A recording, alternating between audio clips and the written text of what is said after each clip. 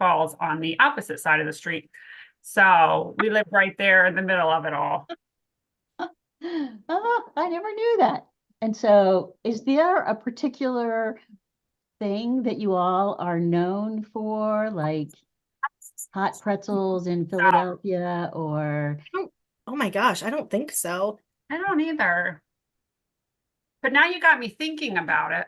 You know, I We feel have like a we lot should of know that. coffee shops, a lot We of like good breweries. coffee. breweries? Oh, Yeah. so there's There's a quite a beer. few like local, small, hometown type breweries. Oh, that's interesting. I always like to try new beers.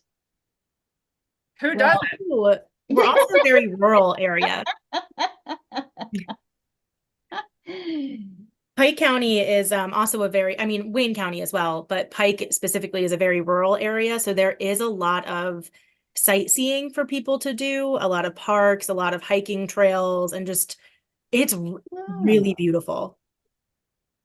Well, okay. I hope that everybody caught that. So if you're looking for a place to go for maybe a nice weekend away, you can pick Wayne County. I know I haven't been up there and I probably would like to do that. And I see that there are people who are, we're almost at 800. And people are telling us where they're from. Please, at any time, go ahead and put your name and what kind of work do you do or where you're from into the chat. We love seeing where people are from. I And did see somebody comment, it went way too quickly for me to catch who it was, but somebody commented Lake Wallenpaupack. And we are really, yep, we are right by Lake Wallenpaupack. It's our middle point. so Jamal, are we about ready to start? We are going to start, yes. So welcome everyone to our virtual speaker series for 2024, which is being provided by the PA Care Partnership in association with the Office of Mental Health and Substance Abuse Services, which is OMSAS. And today's webinar is human trafficking. It could be happening in your backyard. So with that, I will turn it over to Nancy. Well, again, I want to thank everybody for joining us today.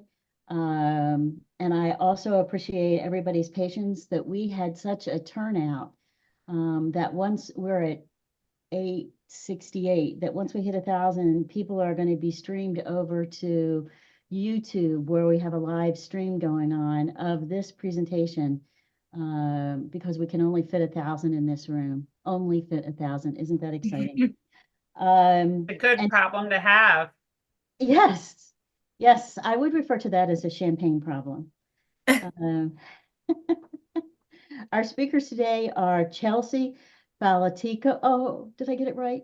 Close enough. Falatico. Falatico. Oh, We practiced. I Just practiced, like Nancy, we can practice this. Chelsea Falatico and Erica Thaxton from Victims Intervention Program, and their acronym is VIP, which you'll see next to each one of our speakers' names on the screen. Chelsea and Erica will be presenting a PowerPoint. They'll be going back and forth and each taking their watching the chat and the Q&A. I would ask you all to please post any questions you have when you have them into the Q&A. We'll all be keeping our eye on it. And we're very much interested in having your questions be a part of this presentation today. And all you have to do, if you don't know this, is to run your mouse underneath at the bottom of the Zoom screen where you see Q&A. And I see one question has already been posted. Okay, at this point, I'm going to turn it over to Chelsea and Erica, and they're going to start the PowerPoint. We are. So Chelsea is setting up the PowerPoint. Here it comes. I am. Hold on one second. Let me just make sure that we're getting this. Looks good, Chelsea. All right, perfect. Charles, real quick before we start, just so everybody knows about the copy of the PowerPoint. Do you want to go ahead and address that one? I know we had talked about it. Yes. So unfortunately, there isn't going to be a copy of the PowerPoint available, but this webinar is being recorded. So if you head over to the PA Care Partnership website, not, it's not going to be instantly available, but in the next day or two, the recording will be available for you to rewatch. And we also have a few links to different resources available on the website as well. I think, Erica, would you mind dropping that in the chat? Yeah, I And- most certainly will. Thank you very much. And I would also like to add to that after, when the recording is available, I'll be sending out an email to everybody in attendance today that links them off to the recording, the resources, etc. Perfect. So you will be receiving that within another day or two. Awesome. Thank you.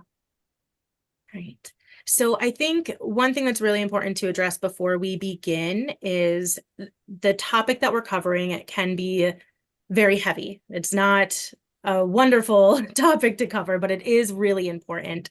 So because some of the topics can be triggering for people, please take care of yourself today. So if at any point during this presentation, you're just feeling overwhelmed, you feel like you need to step away, turn the screen off, walk away, turn your camera off. We're not pressuring anybody to interact or turn their cameras on.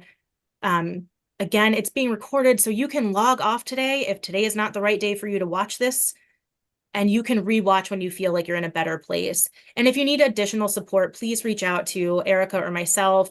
We will be talking about the victim service providers in your specific county. So if anybody needs additional support, please contact the victim service provider in your area so that you can get that support, and then you can continue doing the good work that you're doing. As Nancy introduced, my name is Chelsea Filatico. I am the Community Outreach Manager for Victims Intervention Program. And with me today is Erica Thaxton. She is our agency's medical advocate. We are going to be doing our best to monitor the chat and the Q&A, but if we don't get to your question right away, there is going to be a quick Q&A at the end of the presentation.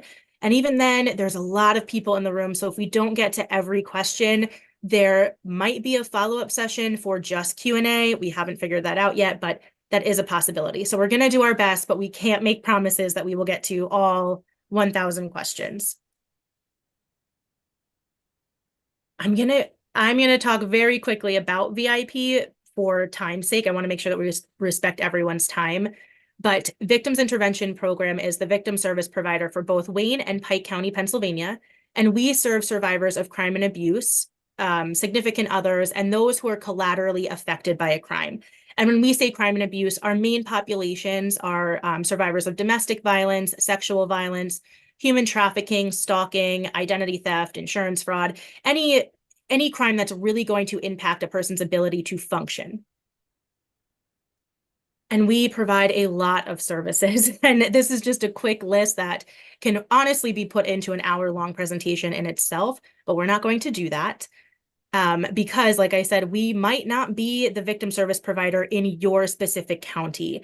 So I do encourage everybody to take some time, if you're not already familiar with your service center, to please visit one of the following websites. Again, these are in the resources that are available on the PA Care Partnership website. Look up who is responsible for your county. We might not be the service provider, but I promise there is one in your county, because there is a service provider in every county throughout the Commonwealth. In fact, there's one in every county throughout the United States. So even if you're not joining us from Pennsylvania, you have a program close to you that can offer very similar services as VIP. And our goal today is to make sure that everybody leaves this room and is able to define human trafficking and understand what it really means, identify the signs of trafficking or the red flags that somebody might be in a trafficking situation. You leave here with an understanding of the grooming process and understand how somebody might be brought into the trafficking lifestyle. We want you to know where it happens specifically in the United States, and we want to make sure that everybody leaves with some tools in their box on how to help a victim that they might come across in the course of their work or your personal life. This is not going to be a webinar that's going to fix the problem, but we hope to leave you with a better understanding. And like I said, just some tools that you can pull out should you ever need to.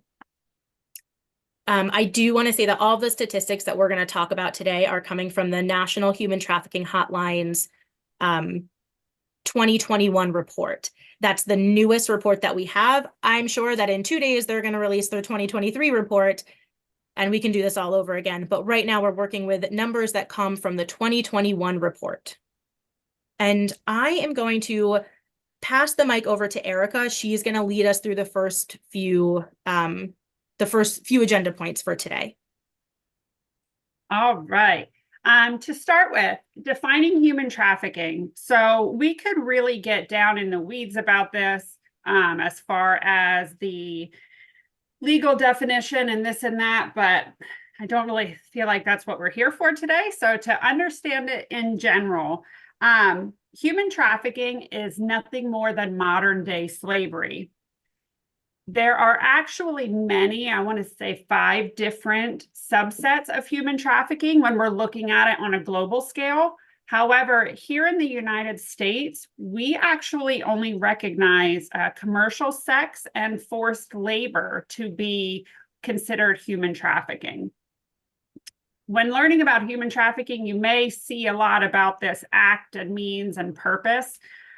Basically, what that's saying is there has to be an act such as recruiting your victim, transporting your victim, providing a place for your victim.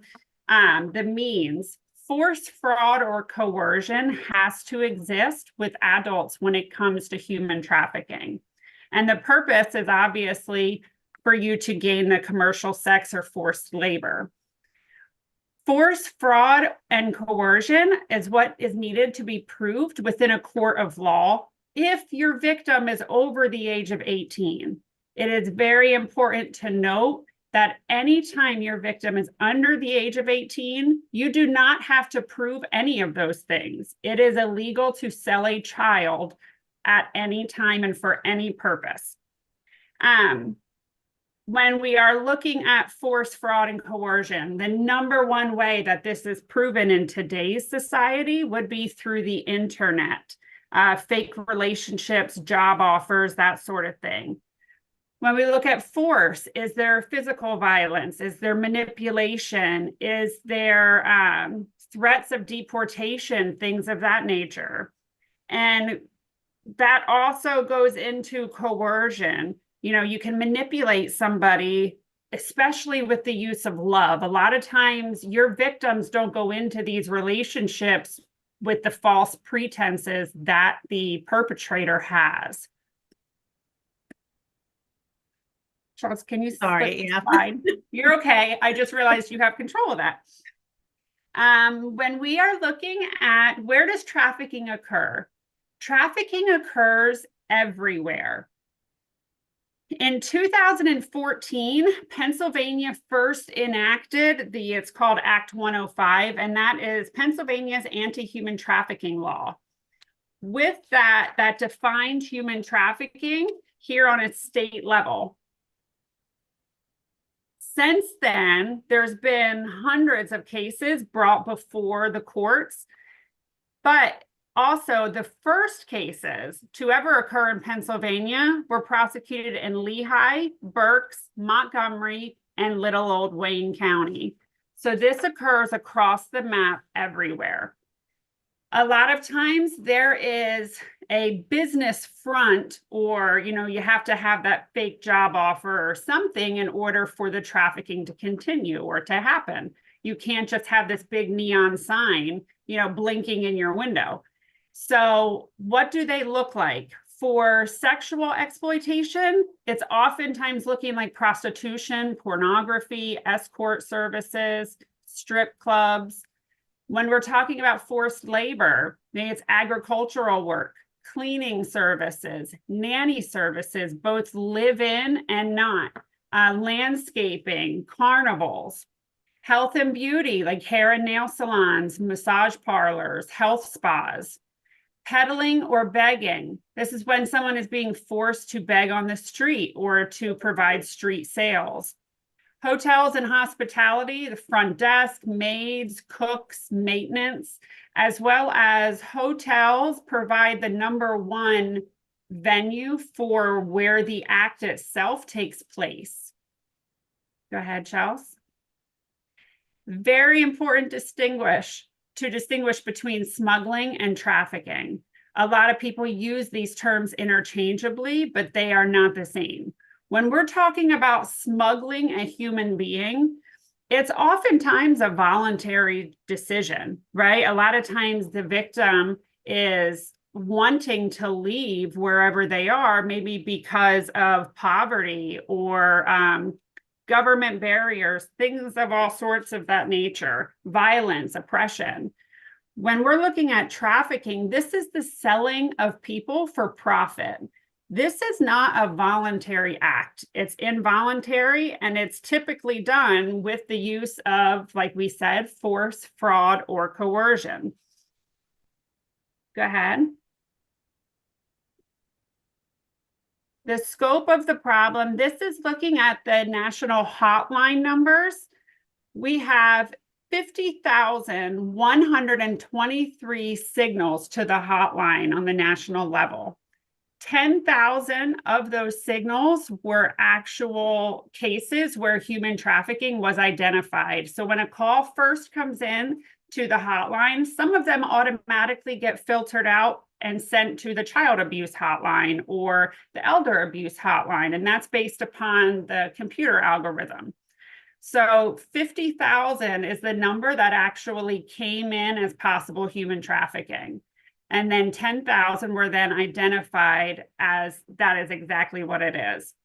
Over 16,000 victims were identified through this hotline.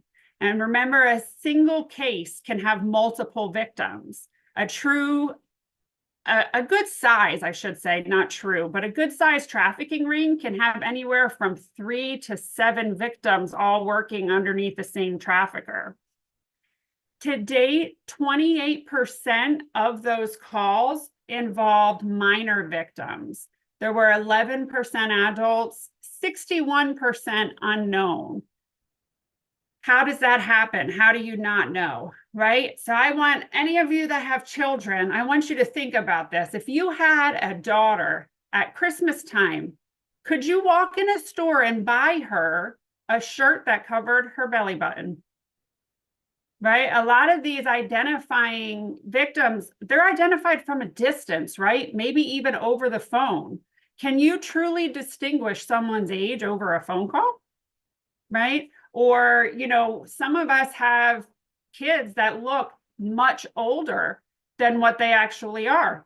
My son has a full beard at 14 years old. You would not know, even if you saw him in person, that that is a child. That is nowhere near an adult yet. So that's how we get that large accounting of the unknown age. The history of human trafficking, especially in our country, the victims have overwhelmingly been female. However, make no mistake, there are female victims, male victims, unknown, right? Maybe it's a third party calling, giving this information. So we don't really know who all the victims entail. Also transgender victims. We have non-binary victims. Across the range, there's nothing that says you can be or you can't be a victim. Go ahead. The victims themselves truly can be anyone. There is not a single person that either we are or we encounter that is above being a victim of human trafficking or truly of any crime. Just the same as perpetrators, right? There's not a specific person. When we are looking at victims, there do tend to be those that are at more of a higher risk. This could be for numerous different issues. A lot of times, you know, we can look at those glaring red flags, you might call them, like they had a traumatic childhood or they were foster care, this and that. But regardless, the number one, or I should say number 5, most targeted communities are going to be your marginalized and oppressed groups, people of color, immigrants, LGBTQ+, homeless youth, and foster children. Going to take a minute real quick and see. Feel free to place in the chat, what do you think the average age someone is when they are brought into human trafficking?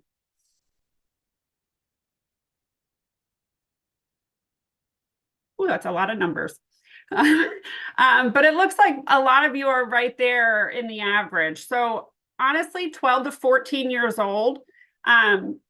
When looking at stuff now, that actually is extended out to 15 years old, but that is the typical age that someone is first trafficked. Children as young as 3 months old have been sold within the United States. So it is not just those ages. There are also very many adults who first enter this victimizing life as adults. More than 80% of the commercial sex victims within the United States are either natural born US citizens or legal citizens of this country. So a lot of times in our minds, we have this feeling of, or this thought, kind of a myth that it's a lot of immigrants. And although, yes, it does, it's not always that way. In fact, it's usually the person that may be sitting right next to you, the ones that you wouldn't even suspect. So we cover that the average age that someone is first trafficked. Here's the interesting part. In the United States, the average life expectancy for anybody, give or take, is 75 to 80 years old. When you become a victim of human trafficking, your average life expectancy drops from that 75 to 80 years to 7 to 10 years. If you're a 12-year-old, there's a very high likelihood you will not even see maybe your 18th birthday, but especially high for your 21st birthday. The most common causes of death is anywhere from homicide, suicide, communicable diseases, overdose, and drug addiction. Go ahead. When we are looking at just the 2021 National Human Hotline statistics, and these are the most recent, as Chelsea was saying. However, we already have kind of decided that tomorrow they'll probably release the 2022 ones, so they won't be the most recent anymore. Every 2 minutes, a child is trafficked to be sexually exploited in the United States. Some of these numbers are just staggering to really think about. In 2021, there were majority of minors were the victims that were identified. There were about a third of adults, but again, the overwhelming majority is unknown. 14% were Latina, 5% Asian, white accounted for 4%, 3% African American, and again, as the pattern has shown, the overwhelming majority is unknown. We went through the gender numbers, but again, 65% female, 17 male, gender minority of 1%, and unknown being 18. And the vulnerability, those can be considered some of those red flags or whatnot. 54% of that year were immigrants, 10% had mental health issues, 9% substance use, 8% unstable housing or homelessness, and 7% were our homeless youth. The unaccompanied refugees minors went up from 2020 to 2021 by 649%. That means the unaccompanied refugees minors accounted for 17 persons in 2020 and 133 in 2021. And in the big scheme of things, you know, you're thinking about the population of the country or the state or anywhere, 133 doesn't sound like that much. However, these are children we're talking about. That's 133 kids that were separated from their parent in a strange place where they didn't know anybody and possibly could not even speak the language to communicate their wants, needs, their pain, their little bits of happiness that they might be feeling throughout this, and all that sadness and heaviness that's in their heart. Go ahead. Recognizing the signs of human trafficking. Human trafficking is so easy because it's hidden in plain sight, right? I want you to think about the last time you went to Walmart, the last time you went to the grocery store. As you walked through those aisles, can you tell me a number of people that you encountered that were adult and minor? What about 2 adults? Or a group of people that all came together? Right? You walk right past this more than once in your lifetime because it's not hidden, especially in a country where we have the highest divorce and remarriage rate in pretty much the entire world. It's not uncommon to see adults out in public with a child that's not theirs, right? Or that looks nothing alike. We have a high adoption rate. We have a lot of biracial, interracial marriages and children now. We also have a huge rate of step parents. Not to mention, 40, 50, even more years ago, if you saw an adult and child out at the store, that was their parent. That was normal. Nowadays, myself, I could have anywhere from my own children to a whole slew of children with me at any given time. It's just a different time that we're living in. So this is very hidden in plain sight. Things that you may notice, maybe they appear or sound or look to be disconnected from family, friends, their community. Has a child stopped attending school, or has their grades and attendance, has something just been totally out of character for them? What about a sudden or dramatic change in behavior? Do they seem disoriented or confused? Maybe showing signs of mental or physical abuse. Substance abuse also plays a big part in human trafficking. What about, obviously, physical assaults, any bruises, abrasions, things like that? Do they seem fearful, timid, or submissive? Do they seem malnourished? Or even if they don't, do they seem hungry? Do they look to be dehydrated? What about sleep, right? We see sometimes that you could say like, they're like a walking zombie. Is that their normal, or is something drastically changing? When you ask them questions, do they answer you, or do they look towards their kin that is there with them? Do they appear to be coached on what to say? We all know, especially when it comes to children, there is no telling what's going to come out of their mouths. And sometimes you hear such a perfect response, it didn't come from them. They've talked about this before. They've practiced this situation. Do they have any personal possessions? As an adult, do they have any form of identification? Do they have any form of insurance? Where do they live? Do they get to come and go as they please? We also see sometimes tattoos and branding. This used to be a lot bigger a little while back, but since then, a lot of people have caught on. I remember even seeing about this in the news years ago. And just as the public catches on and becomes educated, the traffickers evolve too, right? So when we do see these tattoos and things, it's typically in a place that is very easily visible. The idea of this is if that victim is walking down the street, any single other pimp in that area knows that that victim is taken. They work for somebody already. It's also commonly where you will see different signs of cash symbols, maybe money bags or dollar signs. You'll also see a lot of property of.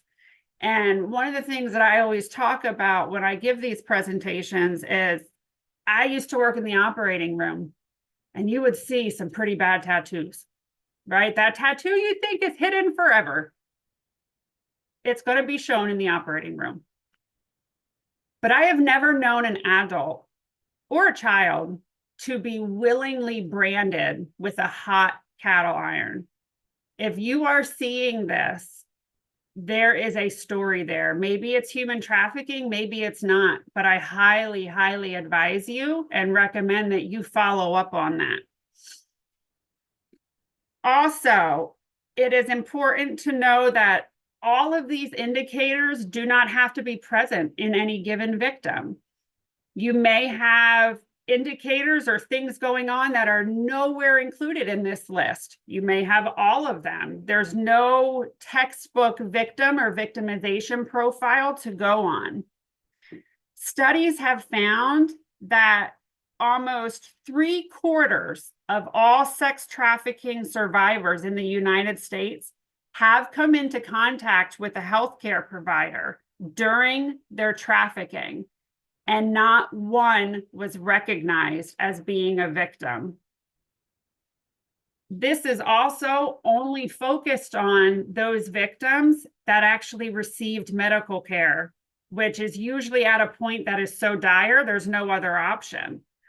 All of our statistics, whether it be reports or things like this, these are only going off of those that have had that contact. A lot of the victims of human trafficking, although maybe seen out in public, they don't get that one-on-one individual contact with anyone. Healthcare providers are the #1 profession in this country that have that interaction with victims of human trafficking, of abuse, of sexual assault, or anything of that kind. Go ahead. So a lot of the victims themselves don't even recognize that they are victims of human trafficking. And why is that? Because the majority of them know their trafficker prior to this being started. So again, in our minds, we all think and preach stranger danger, right? You know, as my son calls it, the person in the hoodie van, you know, you stay away from that. But that's not what we're looking at here. Does it happen? 100%. This world's crazy. You can never say that nothing happens in a certain group. But in 2021, the top 3 traffickers included family members, intimate partners, and employers. When it comes to sex trafficking victims, they are more often recruited by intimate partners and family members than anybody else. And when it comes to labor trafficking victims, they are more often recruited by friends and acquaintances than anybody else.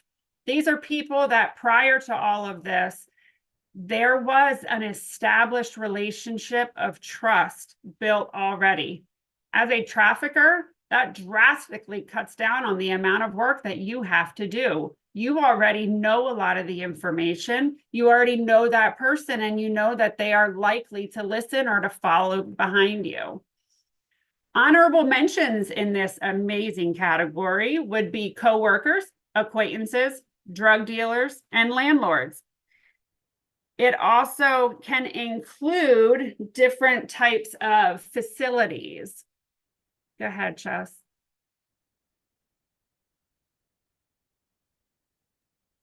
People don't usually wake up in the morning and decide they're going to be a trafficking victim. They are recruited somehow.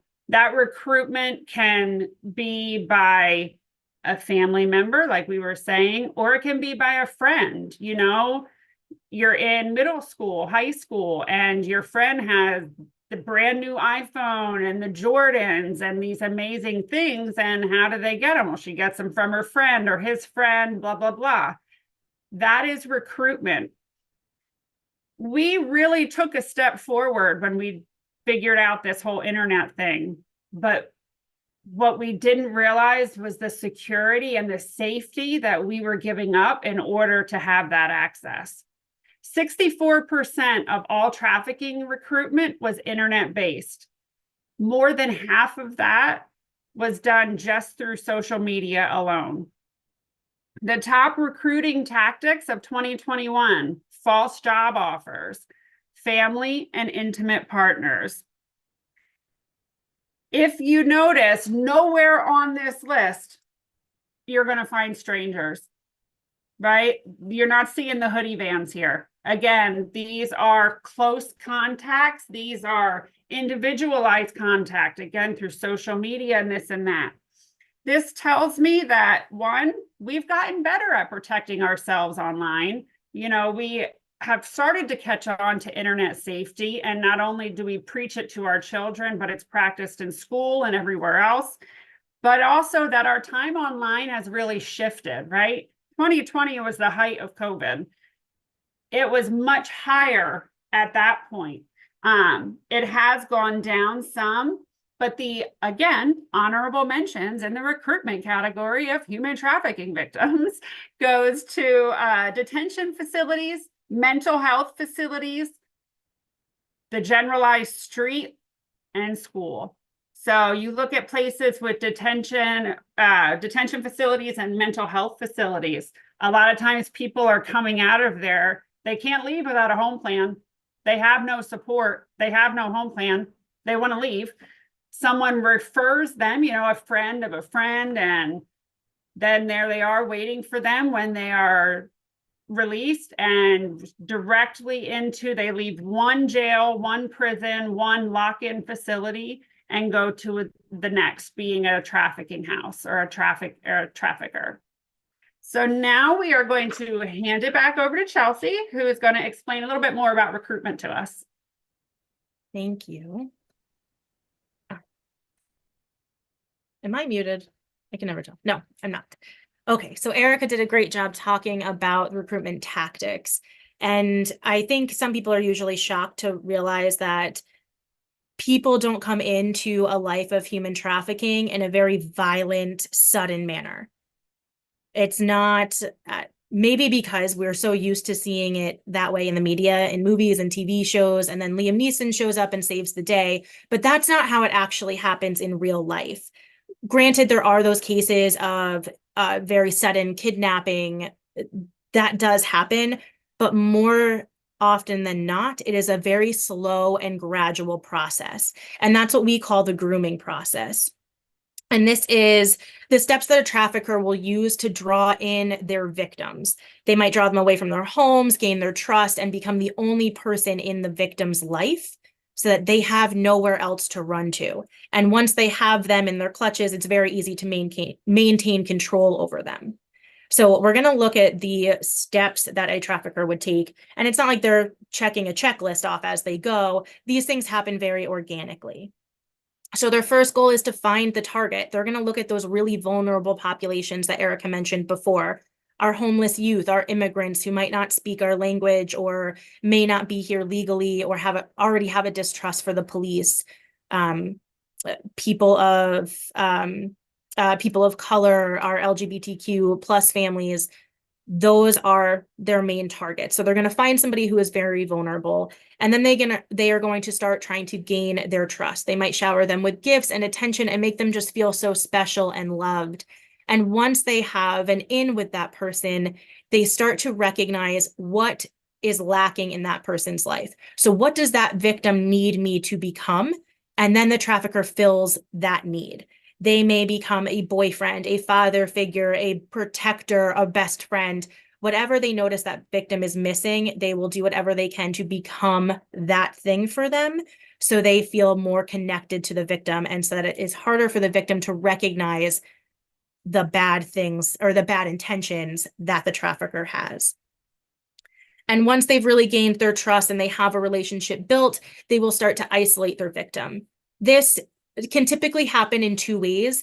Almost every single trafficking case will have some variation of emotional isolation, meaning they are going to do whatever they can to separate them from their family and their friends and their community, so that the only reliable person in the victim's life is now their trafficker.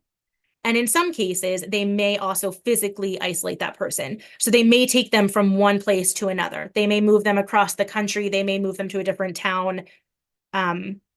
But one thing I want to make very clear is that trafficking, human trafficking, does not require movement. So you can have people who are trafficked in their own home. We just saw that family members are one of the highest population of traffickers. So you might have parents selling their children, uncles selling their niece and nephews in their own home, in their own town. They don't need to be physically isolated, but sometimes they can be. And then once they've completed these steps 1 through 4, now is when the trafficker will use abusive tactics to really keep control over their victim. The tactics that we see traffickers use are very similar to the tactics that an abusive partner would use in an abusive relationship. So if there's anybody on this call that's joining from another domestic violence program, this is going to sound very similar to you. Or if you've had any domestic violence training, it all sounds almost exactly the same.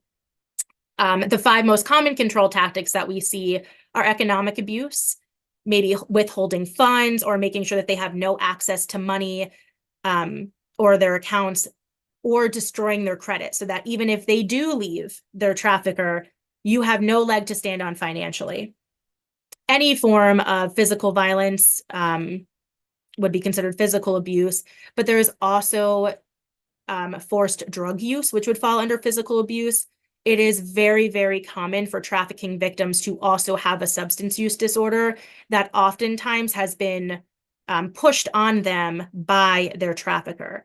So if you are a smart trafficker, you get this person, your victim, addicted to a drug, and you become their dealer, it is a surefire way to make sure that they come back to you every single day because they need their next fix, because you have essentially put them on a leash. Emotional abuse will happen in every single case of human trafficking. This includes name calling, intimidation, or making the victim feel like they're not worth anything. And we see a lot of gaslighting. For anybody that might not be familiar with gaslighting, it is a very effective form of emotional abuse. The best way I know how to describe it is making somebody feel like they are absolutely losing their mind. We make a victim question their sanity or question their reality, when the reality is that the abuser or the trafficker is the one that is making reality seem fake to them. I know that might not be the best explanation, but again, it's a very effective form of emotional abuse. And if anybody wants to learn more about it, there is a whole World Wide Web filled with information about gaslighting. They will also use threats and intimidation to keep their victim in their clutches, threats of physical violence, threats of death for our immigrant survivors, threatening deportation or threatening to report them to the police. Just general threats to involve the police in general, because remember, so many of these victims have now used drugs. They have participated in illegal activities, not on their own will, but because they were forced to by their trafficker. And if that victim also has children or pets, that's just a great tool that a trafficker can use to make sure that somebody stays in their place, so to speak. And if there are any parents on the call, you know that if somebody's threatening your children, you're going to do whatever they want to make sure that your children stay safe. And we already talked about isolation a little bit, but in some cases, victims are isolated physically, where they are confined to a certain room or a certain building. They may never be able to go anywhere unaccompanied. So they are isolated in a way where their abuser has all of the communication with the outside world, and they are not allowed to speak to anybody, and they have no freedom to move wherever they please. And another form of isolation is creating a general distrust of the police. So making them feel like the police are out to get them, the police are never going to help them, or because they have participated in illegal activities in the past, they're going to go straight to jail if they go to the police for help. So creating that distrust, again, leaves the only reliable person in a victim's life to be the trafficker. And like we said, these are very similar tactics that you will see in an abusive relationship. I just have this here so that everybody can take a quick look at it. This is also included on the PA Care Partnership website as one of our resources. So I encourage everybody to please visit that site afterwards, maybe download a copy of this, keep it at your desk, keep it in your car, whatever, just that you have it as a quick reference page if you are ever wondering if maybe the person you're working with is a trafficking survivor. All right, so we know who is trafficked, we know who's doing the trafficking, and let's look at the why. Why does trafficking happen in the first place? And the answer is pretty simple. It's because sex sells, literally sex sells. Human trafficking brings in about $150.2 billion per year, and it is the second most profitable industry in the world. Does anybody want to take a guess at what the first most profitable industry is? You can throw that right in the chat if you want to.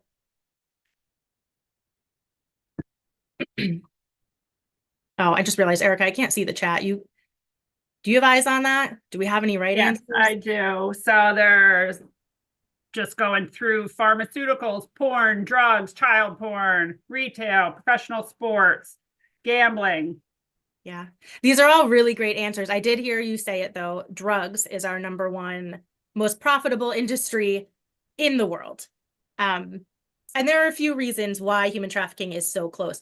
Erica and I talked about this the other day. We suspect that in the next few years, human trafficking is going to supersede drugs, if it hasn't already. Remember, because we are just basing this off of statistics, and our statistics are only as good as what's reported. So this might only be a fraction of what the actual issue is. There might be a whole nother population that we're not seeing because it hasn't been reported yet.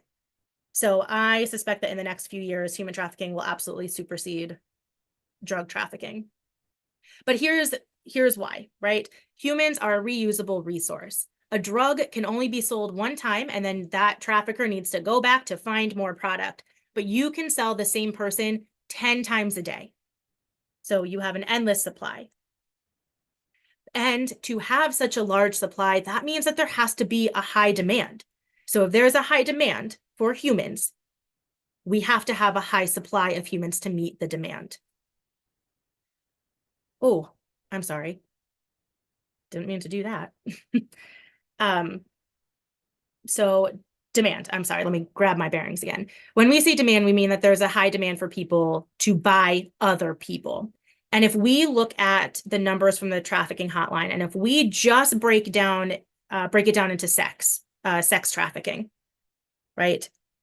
They say that there are 10,570 sex slaves in the United States. So these are 10,570 people who are victims of sex trafficking. If we sold each of them 5 times, that means that there are 5 people buying each of these people per day. We are looking at 52,850 people per day who are buying humans, who are buying sex from other humans. And just for reference, the population of our capital is just over 50,000 people, which means that there are more people every day buying sex in America than the amount of people that live in Harrisburg, Pennsylvania. That is an incredulous number. And this is on the low end. This is saying we sell somebody 5 times. But again, you can sell somebody 10, 15 times in one day. Where does this stuff happen? Anybody want to take a guess at where the top 10 states are, or maybe just our top state? Throw it in the chat. What state do you think comes in at #1 for human trafficking? So I'm seeing Texas, New York, California, Nevada. They're going faster than my eyes can. Florida, New Jersey, Pennsylvania. Yeah. All right. You guys are spot on. Coming in at #1, we have California. I did see that one on the list. I actually think you just read through all of them, which is pretty impressive. Texas, Florida, New York, one of our bordering states, Michigan, Ohio, another bordering state, Missouri, Pennsylvania, rounding out at #8, Georgia, and Washington. So sorry to tell you this, but Pennsylvania makes the top 10 when we talk about the most cases of human trafficking in the United States.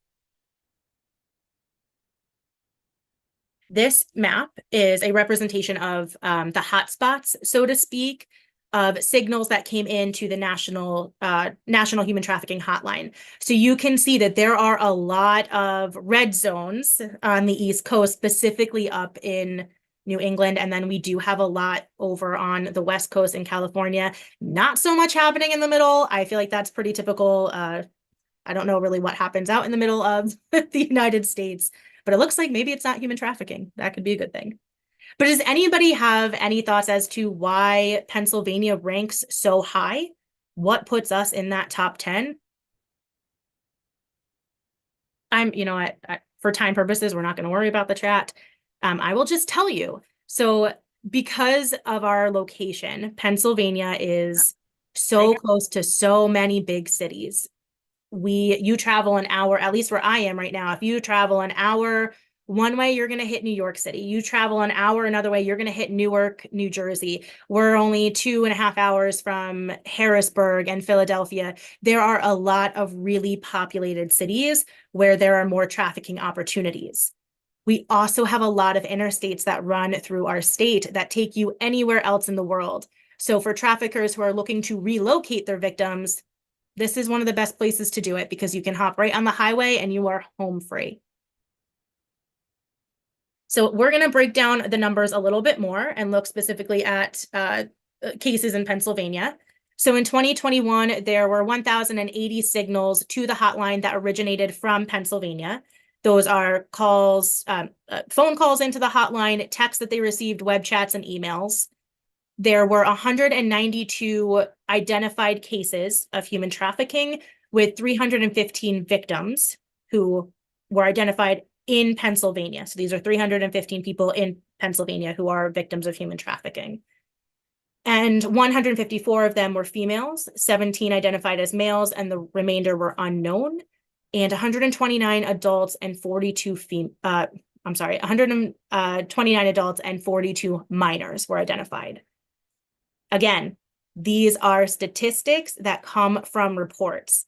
And as a historically underreported crime, this may only be a small fraction of what is really happening. Because I want you to keep in mind what Erica said earlier. This is hidden in plain sight. So we're not going to call and make a report every time we see a child who doesn't look like the adult that they're with. Children don't always have access to phones. They might not even recognize that they're being trafficked because they are too young or because it's happening in a home where they're supposed to trust the person who is doing it to them. So the sad reality is that these numbers might seem small, but they are probably only a small portion of what's really going on. So let's talk about what you can do in your profession and your personal life to help a victim of human trafficking. We're going to talk a little bit about safety planning. And for anybody who doesn't know, a safety plan is literally just that. It's a plan for safety that we use with victims of all different types of crime. And in Erica and mine and Erica's work, I don't know how to phrase that, safety planning is the pillar of what we do. It is the one thing that every advocate in VIP is trained to do rigorously.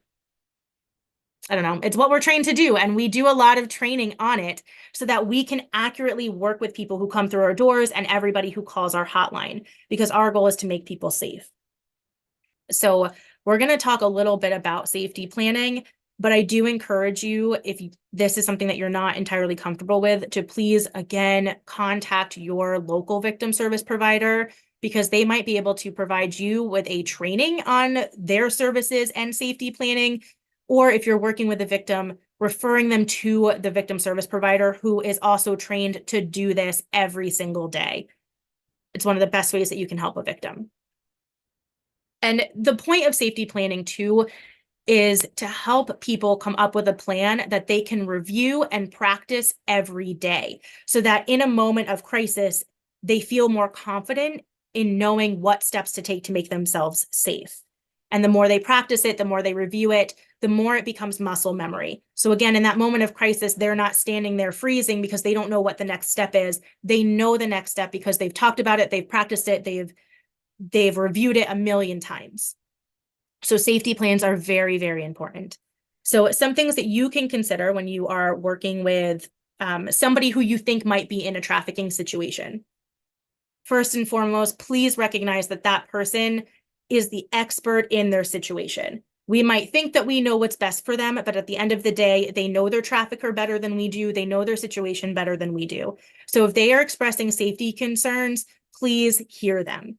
If they tell you it's not safe for them to take copies of your paperwork or copies of your brochure or your business card, please believe them. If that is found on their person or in their bag, it could mean they are in big trouble if their trafficker finds it. So please don't push things, don't push victims to take any kind of materials. And that doesn't just go for trafficking victims, that is victims of any crime across the board. It's important to maintain open and non-judgmental communication. Make sure that they know if they have to hang up, that they are more than welcome to call back. If they don't want to tell you everything, or if they feel like they need to keep some things to themselves, okay, we're here not to judge you, but we're here to help you. So whatever you want to tell me is safe with us, and we just want you to know that somebody's here to help. Whatever you're about to tell us, we are here to help, not to judge. If possible, try to speak with that person in person. And if it's not possible to get them face to face, speaking over the phone is always better than speaking over text or social media messages. Because this way we can ask if the person is alone. We can use yes or no questions, and we know that there's no paper trail, so to speak. And in that same note, trying to establish safe words. A word for when it's safe to talk, a word for when it's not safe to talk, and maybe a word for when they need emergency assistance. And make sure that part of this is, what steps do you want me to take should you use your emergency word? If you're telling me that you need emergency assistance, what is it that you want from me? Do you want me to call 911? Should I call your family? Should I immediately send somebody to your house or to your home? What does it look like when you use your safe words? And then just trying to learn more about their safety concerns and the options that are available to them. So what are their needs and wishes moving forward? What is available to them in your county? How can you report it? Do they want to pursue a protection from abuse order? Where can they do that? Are there shelters in the area that they can go to in an emergency? Do they need counseling? Do they need legal services? And just having an idea of where those services can be found is a huge step and a huge weight off of a victim's shoulders. And if you are planning with somebody who is trying to actively leave a trafficking situation, first things first, in immediate danger, call 911. None of us here, well, at least none of us at VIP are police officers. So we are not going to be able to come in an emergency situation and diffuse the situation and make sure that everybody is physically safe. That is a job for the police. So we always encourage people to call 911 if they are in immediate danger. But if they happen to get outside, if they've been kept somewhere, or they've been moved to a really unfamiliar location, finding any indication of where they actually are is going to be really helpful. Looking for street signs or buildings and offices nearby that might have names on them that they can identify. And if they get outside and they're on a street where there are people, just asking somebody, what city am I in? So that when they call the police, they have something to go on. Or if they call you for help, you know where they are. If they are planning to leave, keeping important documents on or near them, or at least just knowing where those documents are held, is a really important thing. Any ID that they might have access to that they want to bring with them when they leave. That might include their birth certificate, their license or state ID, any credit cards if they still have access to those, any immigration paperwork, or any protection orders that they might have already tried for or have been granted in the past. Again, just even knowing where they are is a really helpful tool. And if it is safe for them to do so, having a to-go bag packed and ready to go at a moment's notice is crucial. In here, you can put all of those important documents along with medications or extra sets of keys or extra money that they may have been able to stash away, or anything for their children, if there's children in the situation, their medications, their clothes and shoes, just something that they can take and go that will help them through the next day or two. And just memorizing important numbers or hotlines. So everybody knows 911, but can anybody tell me the number to their local police, to their borough police, or to their state police barracks? just knowing those numbers, having them on hand and knowing them, having them memorized is a really helpful tool, even if they never actually dial the number. And again, this was a very quick safety planning session. These are just meant to give you that first step. Please, I can't encourage you enough to also try to bring together the victim and their victim service provider in their county, because this is something that we are trained to do very in depth. We have safety plans specifically for people who are still living in a situation, who are getting ready to leave, people who are pregnant, people who are working, and how to stay safe at work, how to stay safe in your car, how to safety plan with your pets. Anything you can imagine, we have been trained to think of all of the possibilities. So this is a great step, but we really encourage you to get them hooked up with their service provider. Okay. So that's it for the informational piece of the webinar, but I do, like I said before, Nancy has uploaded all of the resources to the PA Care website. So even though this, unless you take a picture of it, you might not be able to remember these numbers offhand, but you don't have to worry about writing them down because they are all included on that resource page.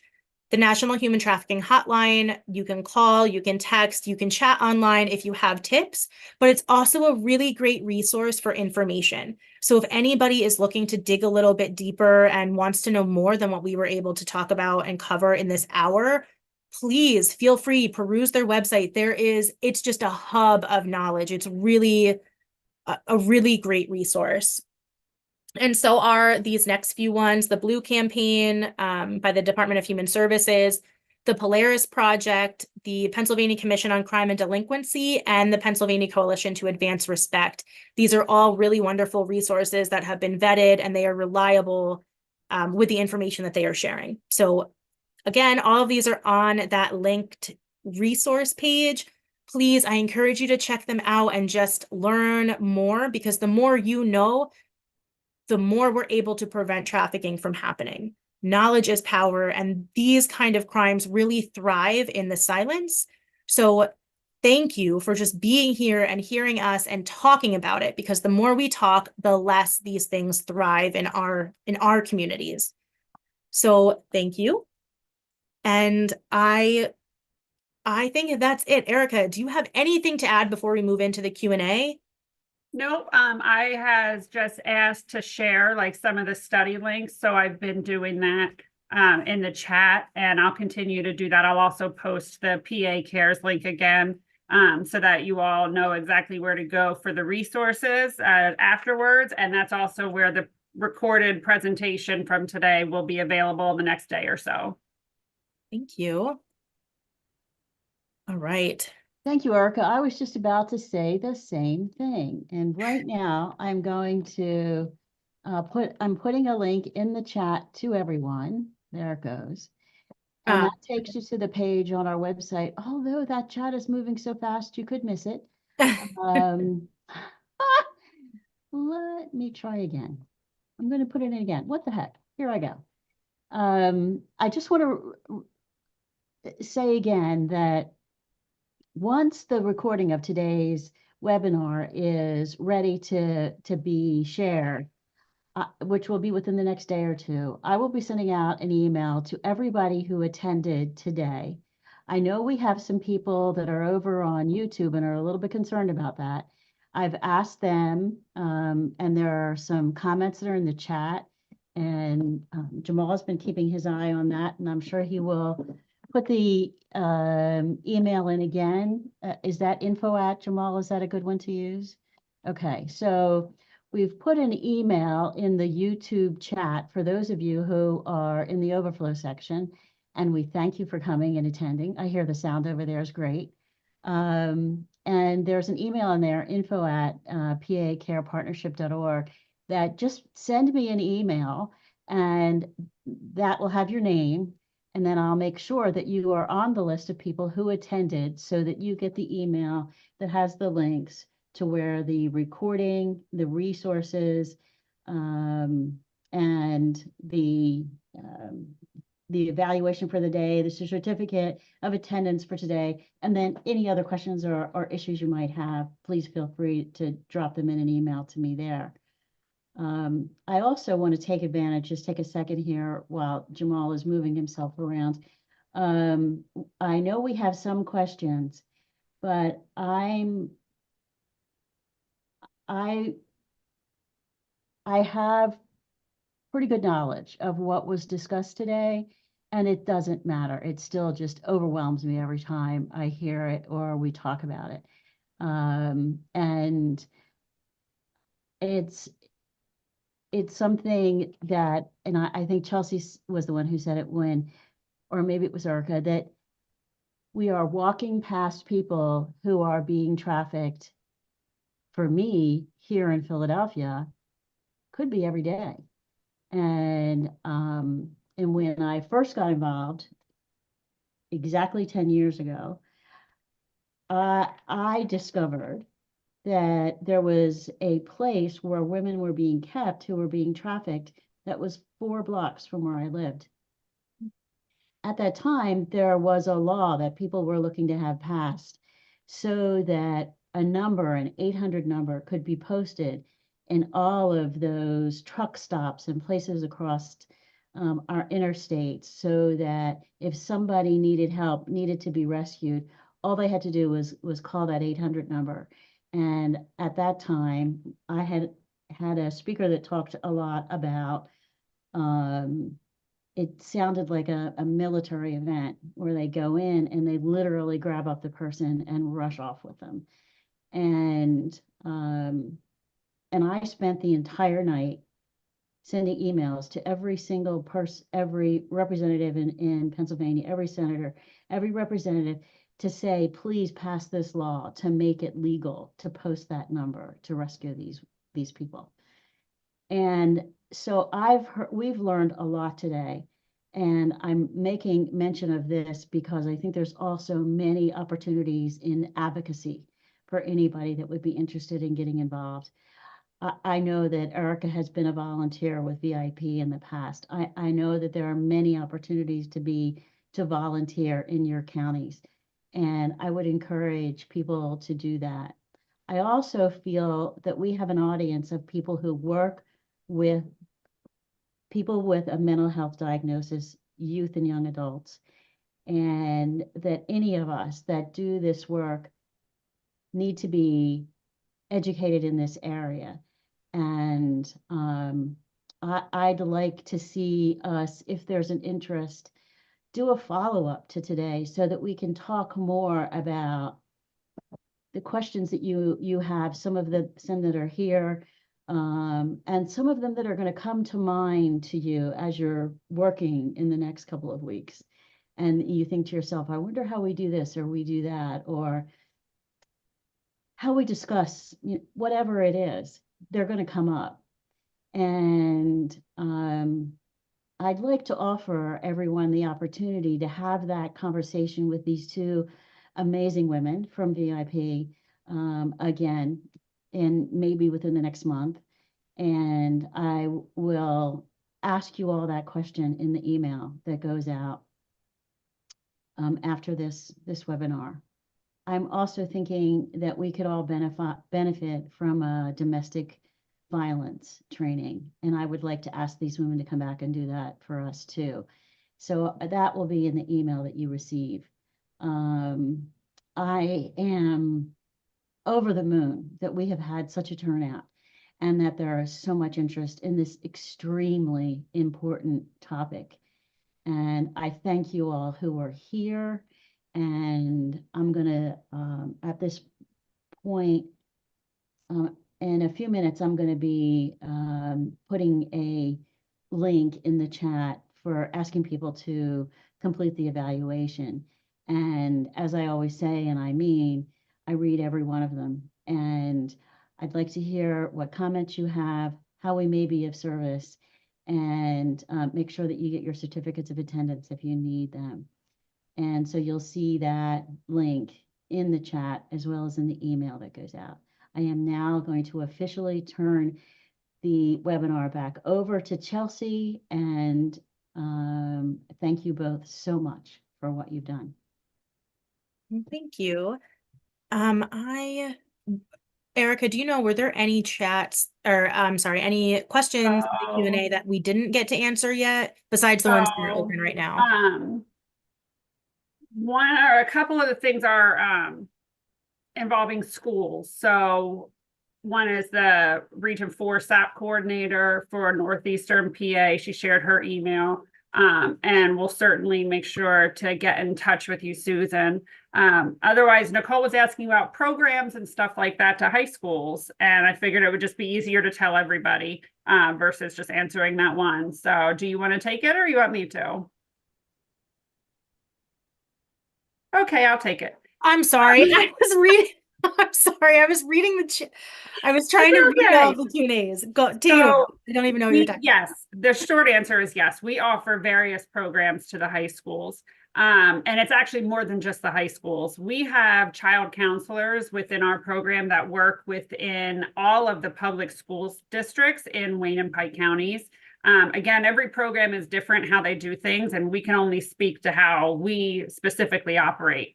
So they can work with students one-on-one. They can do groups as well. We also do different prevention type of programs throughout the year. Me personally, because I am more on the medical and healthcare side, I work with the allied health students at the high schools. And I've given a human trafficking presentation, not this exact one, but one very similar. I do a domestic violence one where we really try to get into the mindset of the victim. So it's no longer the why don't they just leave type thing. It really helps them see all of the barriers that unless you're involved in that life, it's just not something that you even think of. We also do for teen dating violence, we do a lot of different prevention programs around that. We've done bullying, we've done quite a bit. What else am I missing, Charles? I can't even think of any more, but the short answer is yes. We are in the schools, and it's more than just the high schools. We do prevention programs from elementary all the way up. Great answer. Real quick, the chat was moving so fast, and I saw a question that got popped in there that didn't make it to the Q&A. So I wanted to ask, excuse me, this question to you both.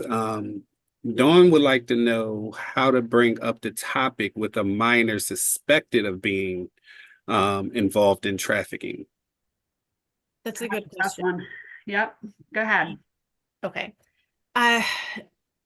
It's hard because you could try to be direct, and sometimes that would have a really great turnout. Sometimes it doesn't. I would say if you notice those red flags that we talked about, maybe they don't answer questions, there's been dramatic changes in their behavior, missing school, whatever it is that's making you suspect that there's something going on, you can dig deeper. You can ask more clarifying questions. Like, I noticed that you don't, you tend to not answer me directly, and you always let so-and-so answer. If you have this person alone in a room, asking why. What I noticed the slipping grades, what's been going on. And oftentimes if a child just feels comfortable enough, they will tell you something. It just might not be a straight up, I'm being trafficked, because they probably don't recognize it for what it is. You could also, one of the things that we do in our agency, when we have some people that might come in because they've been referred to us from a friend or another professional for domestic violence reasons, and they will tell us, like, I don't even know why I'm here. So we pull out our handy dandy power and control wheel for domestic violence, and we say, let's take a look at this and highlight anything that you think is familiar. And maybe that's something that you can do with a teen. I would also please remind you that if you suspect a minor is in danger, we all have a duty to report that. If you are a mandated reporter, you know the steps. Please make a report to Childline. If you're not a mandated reporter, it doesn't mean that you can't report. Please report things, because at the end of the day, we're not the investigators. They know how to do their job best. So if you think there is a minor who is being trafficked, report it first, and then open up a conversation if you feel comfortable doing so. But making that report is one of the first ways that you're going to be able to help that child. I hope that answered the question. I think it was a good answer. Thank you. Let's see, what else do we have? I see somebody asking, how can you become a trainer? I mean, I don't know that we at VIP, at least, we don't necessarily offer like a train the trainer for human trafficking. Again, this is something that I would suggest you reach out to your local program for, because like us, they may have somebody who can come in and do this in a kid-friendly, age-appropriate manner, just like we do in our high school, in our local high schools. So please reach out to your local program to see what kind of training opportunities they offer, whether that's us or a different county. Those resources are on the website. And I believe, Nicole, I see your follow-up question about, I believe this is in regards to the programs within the schools in Cambria County. So again, that would be, dependent upon that specific organization. So if I know on the resource sheet, Chelsea does have listed like how to find your county program or victim services provider. So definitely get in touch with them and ask them. And they should definitely be able to point you further in that. If you were referring to something else, though, please let us know, because I want to make sure we answer you. And just to expand on that a little bit, the resources that you'll be looking for will be PCAR, the Pennsylvania Coalition to Advance Respect, which was previously the Pennsylvania Coalition Against Rape. They just recently changed their name, I think in October. They are the sexual assault program for the state, and they are one of our funders, and they fund each county's program. So there is PCAR, and then there is PCADV, that is the Pennsylvania Coalition Against Domestic Violence. And then there is the Pennsylvania Commission on Crime and Delinquency. Those are your three main resources for finding the places in your county. Some programs are comprehensive, like VIP, where we are trained to work with all of those victimizations, where some counties may have a domestic violence service and a separate sexual assault service. So every county is a little bit different, but if you head to those websites, you'll be able to look up the right place for your service area. I had a question on YouTube and I was trying to get a little bit more clarity if it was specifically referring to trafficking. But the question is, do you have any programs geared towards senior citizens? Oh, Erica, time to shine. For our senior citizens, little known fact, very common to be victims of human trafficking. Why is that? Because they get lots of benefits, right? Benefits trafficking is huge. Plus, they reach an age where a lot of times they do become more dependent on someone else. And again, what is the number one way that victims get drawn in this country? It's family members. And those adult children, they're out to get us every single time. So I actually, I don't want to say like my one area, but that is my focus within this year, my grant cycle for this year, that I've really been going around and really pushing about intimate partner violence in later life. Within that, we also cover sexual assault with senior citizens and human trafficking.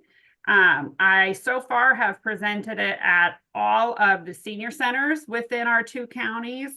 And I've done it at 2 different home health agencies. Granted, I just started this in June, this push. So it's still very early, but I know I have 4 or 5 more in the next 3 weeks at various primary care offices, but also looking beyond that to be our physical therapy locations and things of that nature, where the majority of the clientele and patients do revolve demographically with senior citizens. So yes, I know we specifically have that program that we're pushing, but it would change again depending upon where you live and what that specific program is doing in your county.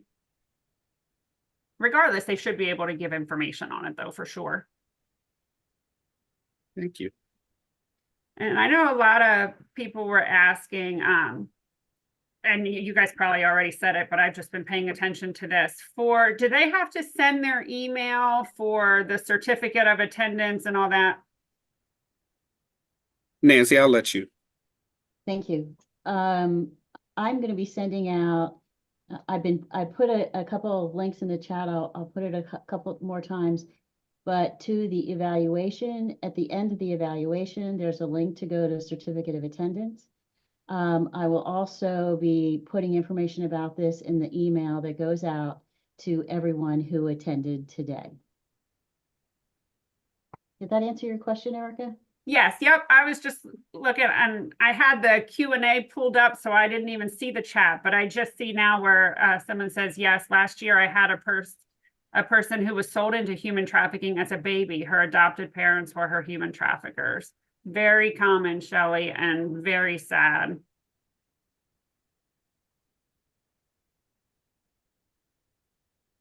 I think there's a lot of stories for us to hear. For sure. There is.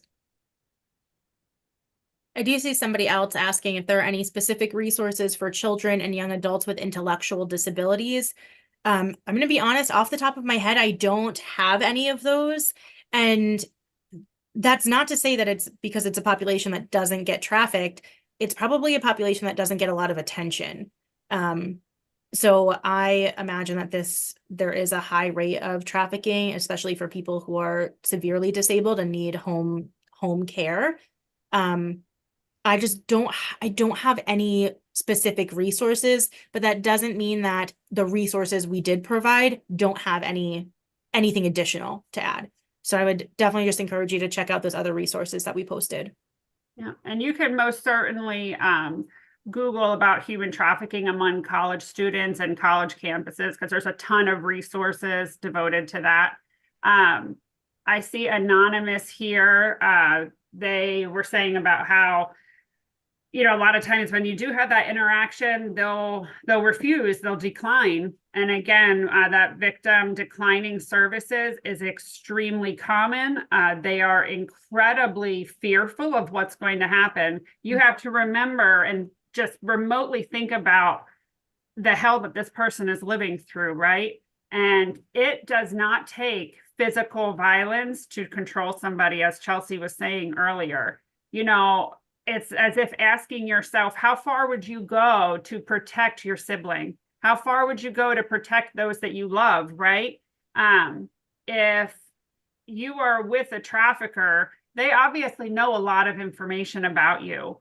And to keep you in line, that's okay. If you don't want to do it, so-and-so will, or I'll go pick up your younger sister, brother, whatever, or, you know, that's okay. I know what school and we'll go there. And that's just a tiny little taste of it. So really there is so much fear. Another question that we're commonly asked is, well, when they're out in public, why don't they say anything?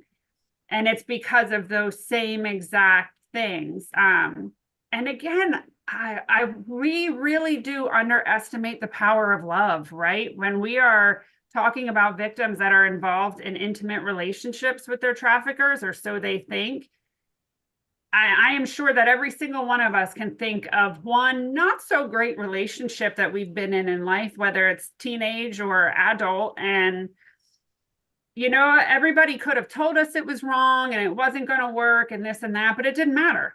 Right? We kept on and we fought and we fought. And even after it was over, we didn't quite see what everybody else saw, right? That took a lot of time. And that's a tiny portion of the human trafficking aspect of it all. A lot of times these victims truly do have love for that person.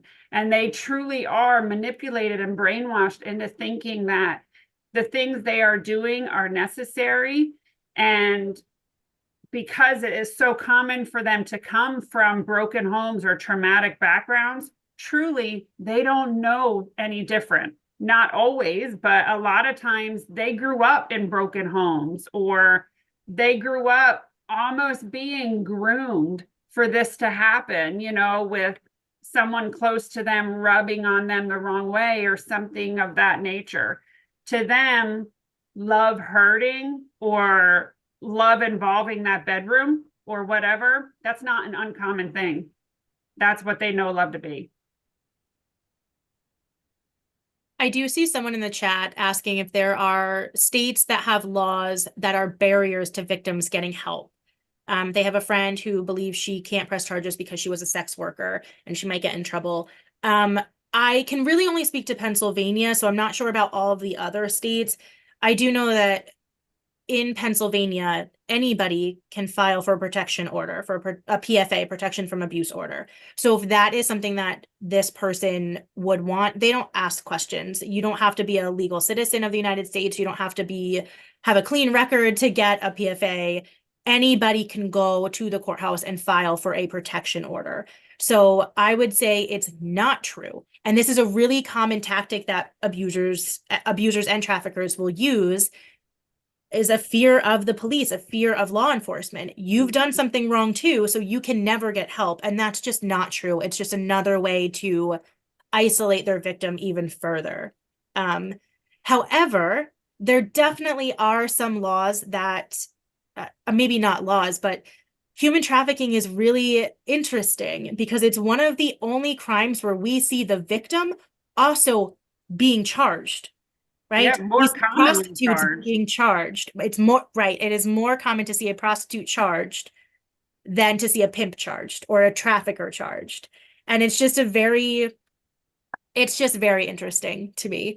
I don't have any statistics on this, but I commonly think of the fact that if somebody were to just go out and rape a 14-year-old girl, they would be in handcuffs, no questions asked, probably never see the light of day again.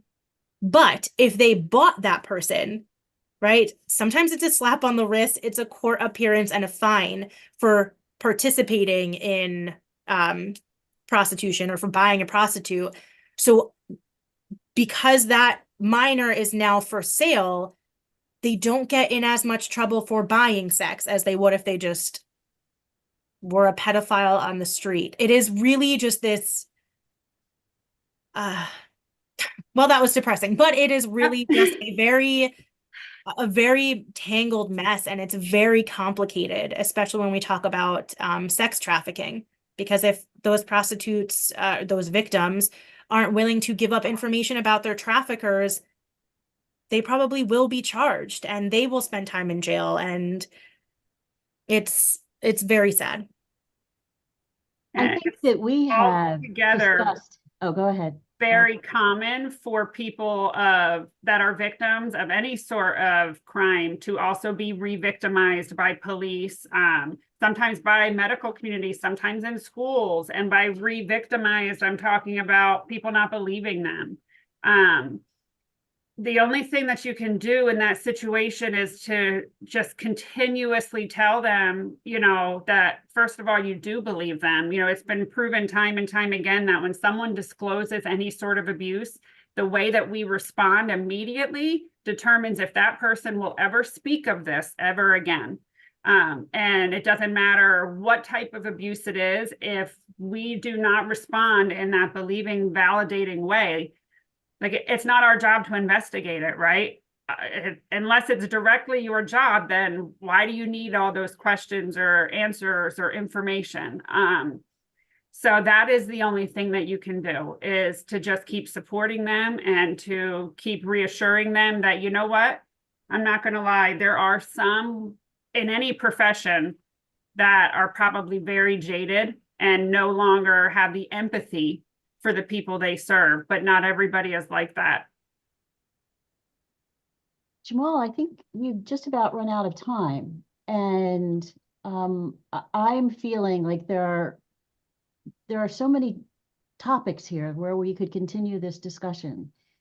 So I'd like to do that. I'd like to get some feedback from our audience through the evaluation and our emails, and discuss how we may be of use to our audience if we were to continue this conversation, and what were the topics we would discuss.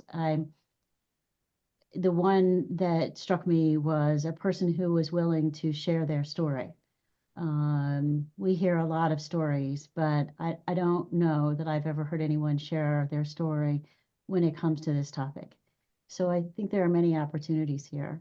And again, I'm going to thank you all, and I'm going to step back and let Jamal close us out. Yeah, I just want to thank everybody for coming. I want to thank Chelsea and Erica for a wonderful presentation. Very informative. People are very much looking forward to some type of follow-up. So we will be in touch to maybe discuss what that looks like Nancy was saying. Thank you all for coming. Our next webinar will be on the 28th.